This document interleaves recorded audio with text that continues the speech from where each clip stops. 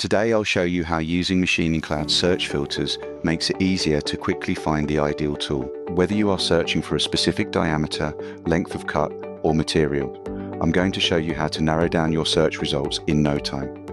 So first things first, you need to open up the MachiningCloud app and start a search. Now here is where the magic happens.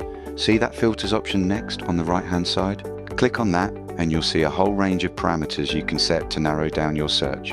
Are you looking for a square carbide end mill with a 1/2 inch diameter? Just select Square from the corner style drop-down menu. Choose Carbide under Substrate and set the cutting diameter to 1/2 inch.